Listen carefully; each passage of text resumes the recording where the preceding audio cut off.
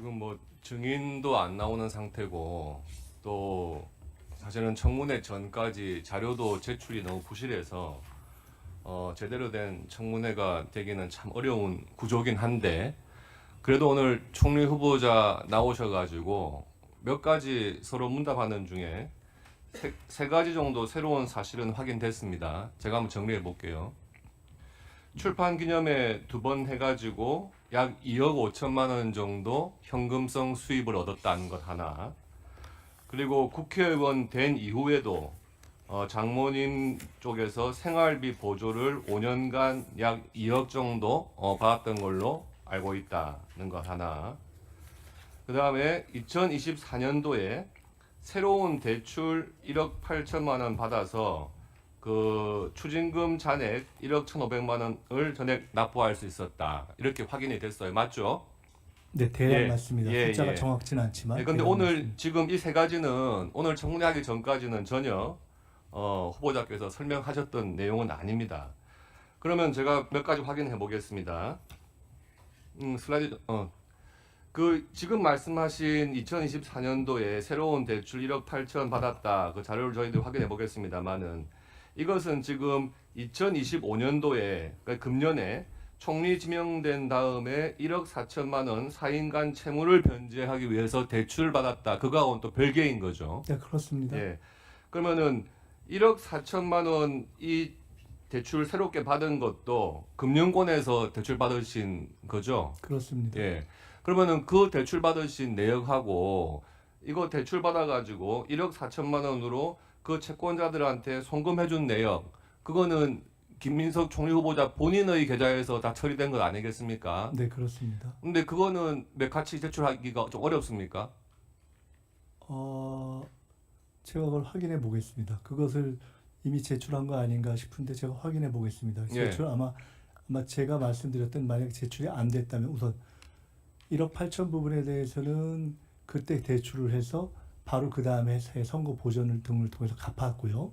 그 다음에 1억 4천은 이번에 또 새로 대출을 해서 송금을 한 것들인데 그 부분이 혹시 자료가 제출이 안 됐다면 제가 말씀드렸던 과거의 전례와 규정에 따라서 아마 실무적으로 제출을 안 했을 것이라고 생각돼서 다른 이유가 있는지 확인해보고 그렇지 않다면은 확인하실 수 있도록 후보자님, 그 협력하겠습니다. 과거와 전례 이런 거 따지시는데 과거에 1억 4천만 원을 이렇게 하루에 1,000만 원씩 9명한테 빌렸다는 전례는 없었어요. 그러니까 지금 이런 상황이 처음이니까 믿지만 증명하라는 말 아시죠? 총리 말 하시는 거 믿지만 증명하시면 되는 거 아니겠습니까? 네, 그 믿어주셔서 감사하고요. 증명하는 데 있어서도 규정을 지켜야 한다고 생각하기 때문에 그 부분을 감안해서 말씀드리겠습니다. 예. 지금 슬라이드를 한번 화면을 보시면은요. 지금 그 출판 기념회 해가지고 얼마 정도 수익이 나왔는지가 사실 의문이었는데 뭐 구두상으로 말씀으로 말씀하신 게 1억 5천, 1억 뭐 이 정도라고 지금 오늘 대략 이야기하신 것 그런 정도 되는 것 같아요. 같습니다. 예. 그런데 그 출판 기념회 해가지고 원래 정상적인 수입이라고 하는 것은 그 책에 대한 인세겠죠. 작가에게 주어지는 출판사에서 인세를 작가에게 지급하면 그것을 자기들 비용으로 잡아가지고 세무당국에 신고를 하겠죠. 그것이 이 책 2권 하는 동안에 총 1,300만 원이었다는 거예요. 그러니까 첫 책 하면서 1,300만 원이고 두 번째 책은 아예 그런 신고 자체가 없었고요. 그러니까 책을 정상적으로 팔아서 작가로서 받는 그 인세 수입만 따지면은 두 번 출판 기념했을 때 1,300만 원 수입이다 하는 걸로 사실은 정리하면 되는데 출판 기념회라고 하면서 오신 분들이 책값보다 과다한 후원성 그런 돈을 주신 거죠. 그에 대해서 지금 1억 5천, 1억 그것이 뭐 과연 국민들께서 납득하실 수 있는 정도의 금액인가 하는 것은 뭐 국민들께서 판단하실 문제인데 그 출판 기념회라는 게 그런 거 아니겠습니까? 아까도 하나 의원께서 말씀하셨는데 어떤 정치를 하고 싶어하는 분이 좀 주변에 알리기 위해서 본인의 이제 뜻이라든지 살아온 궤적 같은 거 좀 알리기 위해서 출판 기념회 하는 홍보성도 있을 것이고 출판 기념회를 통해서 어떤 좀 자금을 모으려는 그런 뜻도 있을 거예요. 근데 지금 김민석 후보자님은 대한민국에서 모르는 사람이 없는 분 아니셨습니까? 그러니까 정치 신인으로서 나를 좀 알려야 하겠다 하는 그런 의미는 아니었던 것 같고요. 결국 2022년, 2023년 1년에 한 번씩 출판기념회를 하신 데에는 뭐 좋게 해석해서 추징금이라고 하는 그 돈의 공적 채무를 변제하기 위해서 그렇게 1년에 한 번씩 두 번을 했다. 뭐 이렇게밖에 볼 수 없는 상황이거든요. 그런데 그 출판기념회라고 하는 게 이게 좀 시기상으로 좀 문제가 소지가 좀 큰 것 같아요. 그 국회에서 보건복지위원장 하셨잖아요. 21대 국회에서 언제부터 언제까지 하셨습니까? 지난 국회 전반기에 했습니다. 전반기면은 2022년 한 4, 5월 그때까지 하셨던 거죠. 처음 시작해서부터. 그럴 겁니다. 예, 그 다음 슬라이드 한번 보시죠. 후보자가 21대 국회 전반기 보건복지위원장 임기 종료 시점을 딱 앞둔 시기였어요. 이 첫 번째 출판 기념회가. 책 제목도 코로나 방역에서 글로벌 백신 허브까지 하는 제목으로 도서를 발간합니다. 그 출판 기념회에 확인해 보니까 상임위 관련 인사들이 대거 참석을 했습니다. 그 홈페이지를 보시면 충청남도 간호사회 홈페이지, 여러 홈페이지 중에 하나입니다만은 여기에 김민석 보건복지위원장 출판기념회 이렇게 해가지고 충남 간호사회 홈페이지에 이렇게 딱 올라와 있어요. 그리고 출판기념회에 화환을 보내오신 분들 명단을 봐도요. 대한의사협회 회장, 대한간호사협회 회장, 대한약사회 회장, 치과의사협회 회장, 서울아산병원장, 서울대학교 병원장 이런 분들이 화환을 보내와요. 또 이분들이 본인이나 직접 뭐 오셨거나 아니면 누구 아는 분 통해 가지고 그 출판 기념회에 당연히 봉투를 전달했을 거 아닙니까? 그러니까 이와 같이 직무 관련성을 이용해 가지고 금전적 이득 추구하는 행위 자체가 공직자윤리법에 위반되는 행위입니다. 그건 국회의원이나 누구나 마찬가지예요. 만약에 국회의원 되기 전에 신인이 자기를 알리기 위해서 출판기념회를 했고 거기서 어느 정도의 수익이 있었다. 뭐 그 정도를 가지고 총리 후보자 청문회에서 문제 삼겠습니까? 근데 국회 보건복지위원장께서 이렇게 위원장 끝나가는 딱 그 시기에 여러 관련 단체에다가 알려가지고 이런 식으로 관련자들이 화환도 보내오고 홈페이지에다가 올리고 하는 이런 부분에 대해서 저는 국민들께서 이런 부분을 과연 납득하실 수 있을까? 만약에 후보자께서 지금 돌이켜 보니까 그때 그 시기에 그런 출판 기념회를 했던 것이 직무 관련자들에게 다소 부담이나 오해가 됐을 수 있겠다 생각하신다면 그런 언급하셔도 좋아요. 그렇지만 객관적으로 보기에는 누가 봐도 이게 자기의 직무를 이용해 가지고 금전적 이득 추구를 한 행위 아니겠습니까? 형식은 합법적이지만 실질은 편법인 겁니다.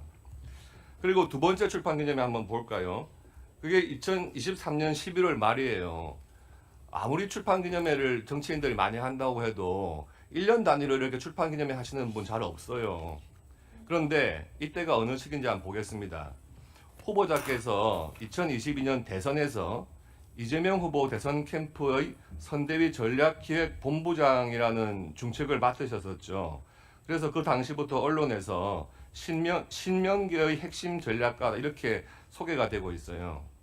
그리고 2022년 8월 더불어민주당 대표에 이재명 대표가 선출된 다음에 후보자를 정책위 의장에 지명을 하죠. 그리고 22대 총선에서 상황실장을 맡아가지고 이런 당의 중책을 담당하게 됩니다.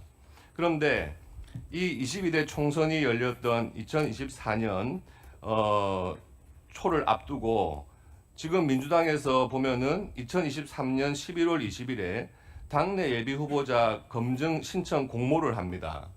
그리고 2023년 12월 5일에 당내 예비 후보자 공모 2차 공모를 합니다. 지금 김민석 후보자께서 두 번째 출판 기념회를 한 것이 2023년 11월 29일이에요. 그러니까 지금 뭐 후보자의 그런 지위 같은 걸 생각하지 않는다면 내년 총선을 앞두고 나를 홍보하겠다는 주로 알 수도 있겠지만 지금 이런 시기와 후보자의 당시 당내의 그런 지위와 지명도를 생각한다면 이 출판 기념회를 갖다가 직위를 이용해가지고 금전적 이득을 얻으려고 한 그런 거 아니겠습니까? 제가 오해하는 겁니까? 아닙니다. 설명드릴까요? 네, 설명드려도 되겠습니까? 우선 조금 전에 곽균택 의원님을 포함해서 몇몇 의원님들이 여러 가지 표현으로 혹은 합법을 가장한 편법이다 또는 이러저러한 정치적 지위를 이용해서 경제적 이득을 얻으려 하는 것이다 라고 하시면서 문제 제기를 출판 기념회를 향해서 하시는 것이라면 제 느낌으로는 그 출판 기념회 자체를 불가능하게 하는 제도 개선을 하시거나 또는 법을 발의하시거나 또는 그런 유사한 방식으로 출판 기념회를 하셨던 동료 의원들 소속 정당의 의원들 문제부터 정리하셨었다면 더 타당하지 않을까라는 생각을 우선 해보게 됐습니다. 동시에 저는 그렇게 따지면 국회의원은 출판 기념회를 하면 안 된다라는 결론으로 향해야 할 텐데 과연 그것이 맞는가에 대해서는 동의하기가 좀 쉽지 않다라는 말씀을 드립니다. 그래서 제 경우에는 사실상 각각의 경우에서의 실제로 출판 기념회에서의 출판 기념회의 비용은 어차피 인쇄가 아닌 출판 축하금 형식으로 된다라는 것을 모두가 알고 있는 것이어서 그 적정 액수에 대한 것을 절제하면 되는 것이고 제 경우에는 다 사실상 평균 5만 원 정도로 돼서 그것이 우리 사회에서의 축의금에서 아주 용인할 수만큼 없을 만큼 벗어나는 것인가에 대해서는 만약 그랬다면 저도 다시 한번 성찰하도록 하겠습니다. 그러나 그 정도 수준에서 했다 하는 말씀을 드리고요. 그 코로나 방역과 관련한 그 특히 보건복지위원장 때 쓴 책은 굉장히 저 스스로 내용을 자부하는 책입니다. 그래서 저 때 꼭 내는 것이 좋았다 하는 말씀을 드립니다. 그 나머지에 대해서는 굳이 따로 말씀드리지 않아도 될 것 같습니다. 그 출판기념회와 관련해서 앞으로 어떤 형태의 출판기념회도 없어야 한다 이렇게 말씀을 주시면 그 문제에 대해서는 저도 깊이 생각을 해보도록 하겠습니다. 네, 곽기택 의원님 그런 지적을 하신 걸로 이해를 하고 수고하셨다는 말씀 드립니다.